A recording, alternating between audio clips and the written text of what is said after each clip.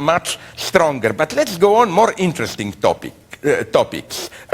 I like what you said. It's a wonderful formulation about how it's not only either subjectivism, we constitute reality, or reality is out there unknowable, or reality is out there we can know it. My position would have been here, the fourth one, maybe more subtle. Yes, I agree with you. Reality is out there impenetrable. We cannot ever fully get at it. What I would have done, and probably you would disagree, is to add an additional, sorry for the implicit obscenity, turn of the screw, and to add that I always was fascinated by this wonderful saying of Hegel. It's not literally like this, but more or less he says it, that the secrets of the Egyptians were also the secrets for the Egyptians themselves. That is to say, I don't think there is a reality in itself which is just impenetrable to us. What if, and that's how in my naive way I read one of the lessons of quantum physics, what if this impenetrability is, and I mean this in the most radical sense imaginable, a feature of reality itself? Reality is not just out there, we cannot get at it. Reality is in itself flawed, imperfect, antagonistic, it's incomplete in itself. That's why, if I can tell another story, probably you know it, which I love it, the best quantum physics joke. I read this in some simple introduction to philosophy. It's my favorite philosophical narrative. The idea is this one, to understand, and this is the big conflict in philosophy, what are the ontological consequences of quantum physics? They claim, imagine a video game. You move in it, and you see some trees in the background, a forest.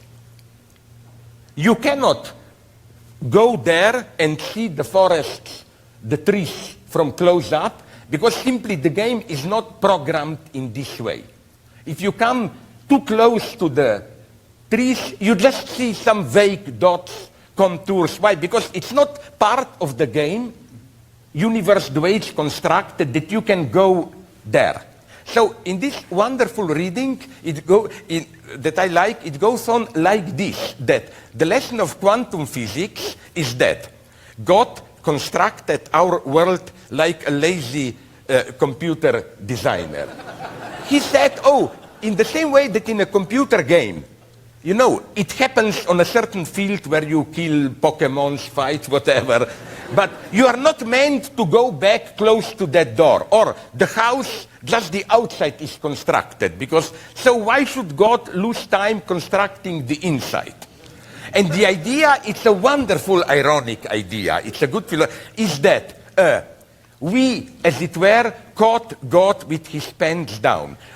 God thought, that's this ironic reading of quantum physics, God thought, oh, these stupid humans will never go beyond the structure of atom. So we can leave it ontologically incomplete. Why should I lose time constructing? But we were a little bit too bright for God. You know, we went there and we found indeterminacy and so on and so on. And that's the big difference between Heisenberg and Bohr. Heisenberg still thought that indeterminacy is just epistemological. We cannot have it both ways, velocity and position, but in themselves particles have both properties. Bohr goes further, they don't have. So that would be my, as it were, addition, that this imperfection is part of reality itself. Reality in itself is, in this sense, imperfect. It's not that there is full reality out there, we just don't get it. I mean, I'm not denying that there are aspects which are unknown to us and so on, but that, again,